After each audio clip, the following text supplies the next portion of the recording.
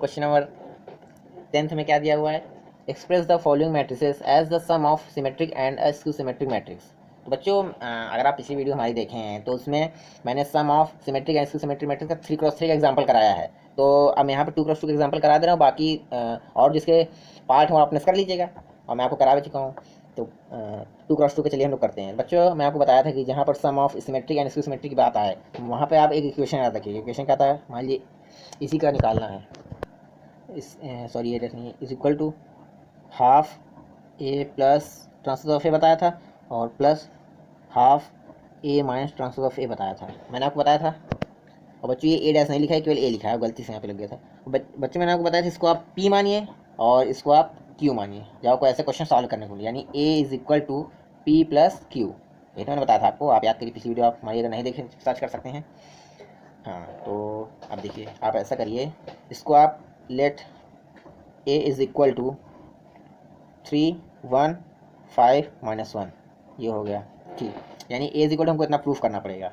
तो अब इसका आप ट्रांसपोज निकाल लीजिए, ट्रांसपोज ऑफ ए कितना हो जाएगा, 3 5 1 -1, यही तो होगा ठीक। आप यहाँ पर फिर लेट लिखिए, या आप just again let let let let यहाँ पे p इज इक्वल टू 1/2 या half A plus transpose of A. अब इसी की वैल्यू आपको फाइंड करनी है।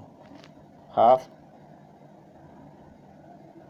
ए की वैल्यू कितनी दी है, 3 1 5 -1, ये तो है, प्लस और ट्रांसपोज ऑफ ए की वैल्यू कितनी है, 3 5 1 -1। अब देखिए हाफ 3 कितना हो जाएगा, 6 हो जाएगा, 5 1 6 हो जाएगा, 1 5 6 हो जाएगा, -1 -1 -2 हो जाएगा, यही तो होगा। अब आप 1/2 से मल्टीप्लाई कर दीजिए तो हो जाएगा, ये हो जाएगा 3 3 3 -1। यानी बच्चों आइए p इक्वल टू पी की वैल्यू आई है। अब इसको आपको प्रूफ क्या करना है। अच्छा बच्चों मैंने आपको बताया था कि जो p होता है क्या होता है, सिमेट्रिक होता है, और सिमेट्रिक होता है और ये स्क्यू सिमेट्रिक होता है। तो हमको यहाँ पे ये भी प्रूफ करना पड़ेगा p dash is equal to p और q डैश और is equal to minus q, यही तो प्रूफ करना पड़ेगा, तभी तो भाई ये सिमेट्रिक होगा, स्क्यू सिमेट्रिक होगा। तो हम ऐसा करते हैं कि p की वैल्यू आई है, तो अब ट्रांसपोज ऑफ p निकालते हैं। अब देखिए रो कॉलम हो जाएगा, यानी 3 3 3 1, यानी देखिए ट्रांसपोज ऑफ p, ये देखिए p की वैल्यू है, यही तो हुआ। यानी हम कह सकते हैं हैंस, आप लिख सकते हैं हैंस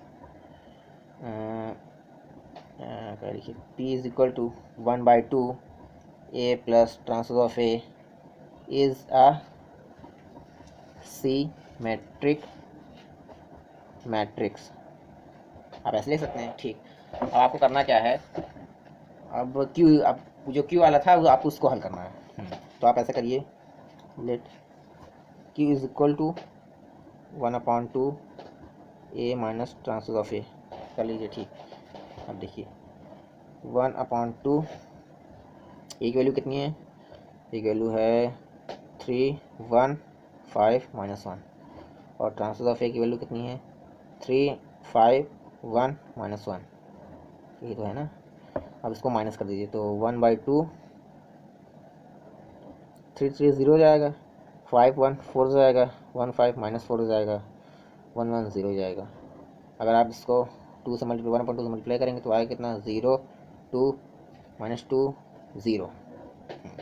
अब देखिए बच्चे क्यू की वैल्यू आई है। अब आप ऐसा करिए, इसका ट्रांसपोज ऑफ क्यू निकालिए, तो आता क्या है, आता है 0 2 -2 0।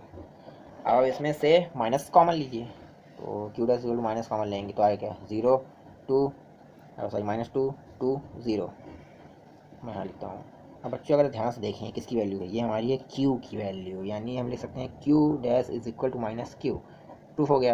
यानी आप लिख सकते हैं हैंस क्यू, लिख दीजिए आप, क्या कहें अब आपको हम, q is equal to 1/2 a minus transpose of A is a symmetric matrix. कुछ आपको करना नहीं, आप अपने भाषा लिख सकते हैं, बस आप समझ रहे हैं पूरी बात। बच्चों अब आपको मैंने बताया था कि अगर आप जैसे a इज इक्वल टू आया है p प्लस क्यू, मतलब जो p की वैल्यू है q की वैल्यू है, अगर आप उसको ऐड करेंगे तो ये a की वैल्यू के बराबर आएगा। आप ऐड कर लीजिएगा। चलिए हम लोग नेक्स्ट क्वेश्चन में हम लोग चलते हैं।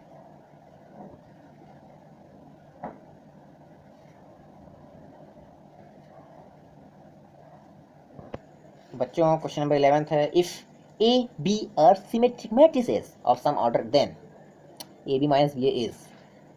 आप ध्यान समझिए, लिखा क्या है, ए बी कोई सिमेट्रिक मैट्रिक्स है, ठीक। अच्छा, जो सिमेट्रिक मैट्रिक्स होता क्या है? सिमेट्रिक मैट्रिक्स इसने कहा है कि ए बी आपके पास कोई ऐसा मैट्रिक्स है जो सिमेट्रिक मैट्रिक्स है। अब यहाँ से हम कहाँ से करें, यहाँ से करते हैं, चलिए।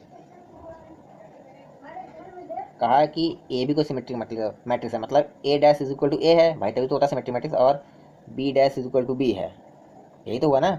तो symmetric matrix of same order, मतलब सेम ऑर्डर है, अगर 2x2 2x2 3x3 3x3, ठीक। Then A B minus B A is. अब इसमें देखिए A B minus B A की वैल्यू बताना कि ये कौन से ऑर्डर का मैट्रिक्स होगा। तो हम ऐसा ना करें, इसका पूरा मैट्रिक्स निकाल दें, तभी तो पता चलेगा इसका। तो देखिए, इसका हम पूरे का ट्रांसपोज निकालते हैं, यानी ए बी माइनस बी ए। भाई अगर जैसे हम आपसे कहें ए कोई मैट्रिक्स है, आप बताइए कौन से मैट्रिक्स है, मतलब इसकी सिमेट्रिक सिमेट्रिक, तो आप क्या करेंगे, पहले इसका ट्रांसपोज निकालेंगे। अगर ट्रांसपोज इसका निकाले, अगर ये माइनस ए आया तो आप कहेंगे इसकी सिमेट्रिक। अगर आप इसका ट्रांसपोज निकालिए, अगर वो आया ए तो आप कहेंगे सिमेट्रिक मैट्रिक्स। भाई हम कैसे निकाल लें, अगर हम पूरे ट्रांसपोज निकाल लें इसी तभी तो पता चल रहा है ना ये वाला। तो हम ऐसा ना करें, इसका ट्रांसपोज निकालते हैं तो क्या पता कुछ आंसर आया, कुछ वही चलते देखते हैं। तो हम इसका होल ट्रांसपोज निकालते हैं, ठीक। अब बच्चों देखिए, ए माइनस बी का होल ट्रांसपोज, मैंने आपको बताया था प्रॉपर्टी, देखिए अगर ए माइनस बी का होल ट्रांसपोज निकालते हैं तो इसके इक्वल होता है A transpose minus B transpose. तो देखिए हो जाएगा ए बी का होल ट्रांसपोज, भाई इसको ए मानिए इसको बी मानिए, माइनस बी ए का होल ट्रांसपोज। अब बच्चों मैंने आपको बताया था कि एक और प्रॉपर्टी, अगर ए बी ट्रांसपोज लिखा है ए इंटू बी का होल ट्रांसपोज, किसके इक्वल होता है, ये होता है B transpose into A transpose के। तो यहाँ भी वही हो जाएगा, B transpose A transpose minus A transpose B transpose, यही तो हुआ ना। अब बच्चों देखिए देखिए B transpose of B equal to B लिख सकते हैं, मतलब यहाँ हम बी लिख सकते हैं, यहाँ ए लिख सकते हैं, माइनस यहाँ ए और बी इसके अकॉर्डिंग, ठीक। बच्चों इसमें माइनस कॉमन लीजिए, माइनस कॉमन लीजिए क्या आएगा, A B minus B A. अब देखिए क्या आ रहा है, A B minus B A का whole transpose equal to minus A B minus B आ रहा है। देखिए इसी की वैल्यू पूछा था क्या है ये, आपको क्या लग रहा है क्या है, आपको लग रहा है कि इसकी सिमेट्री मैट्रिक्स, हाँ एकदम आपने सही सोचा, यानी इसकी सिमेट्री मैट्रिक्स, यानी ऑप्शन कौन सही होगा, ये वाला। बस और कुछ करना नहीं है, चलिए हम लोग नेक्स्ट क्वेश्चन में चलते हैं।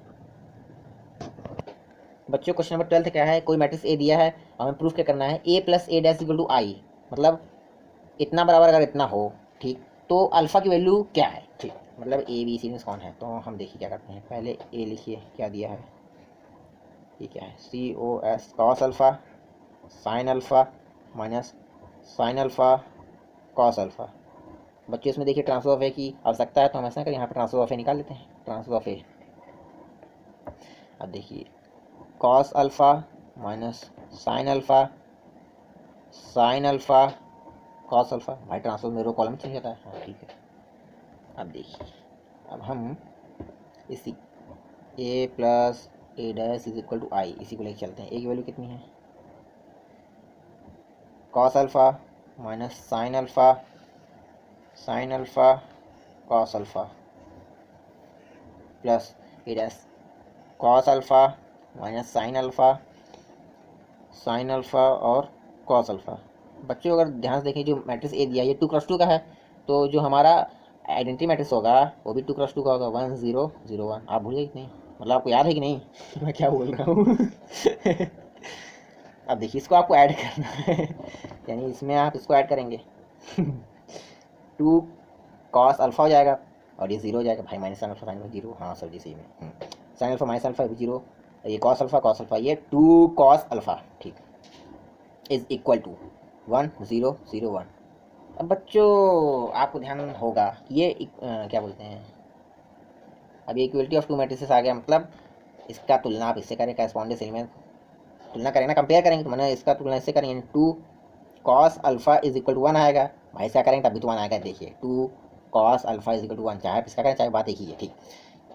Cos alpha is equal to 1/2, हमें अल्फ़ा कह रहे हैं, अल्फ़ा की वैल्यू फाइंड करना है, तो कॉस अल्फ़ा। अब बच्चों कॉस 1/2 कितने की वैल्यू होती है, कॉस 30 होती है, और कॉस 30 अगर रेडियन में चेंज करेंगे ये आएगा कॉस कॉस 30 सॉरी कॉस 60 होती, ठीक ठीक आपको याद होना चाहिए, कॉस 60 होती है। अब 60 अगर चेंज करेंगे, देखिए 60 इंटू पाई/180 करेंगे यहाँ पर, तो 0 कट जाएगा, ये आ रहा है कितना, पाई/3 आ रहा है, तो ये पाई/3 की वैल्यू है, तो कॉस से कॉस कट जाएगा, अल्फ़ा इज इक्वल टू पाई/3 आ रहा है, ये हमारा क्या हो जाएगा, आंसर हो जाएगा। यानी कौन सा ऑप्शन सही है, बी।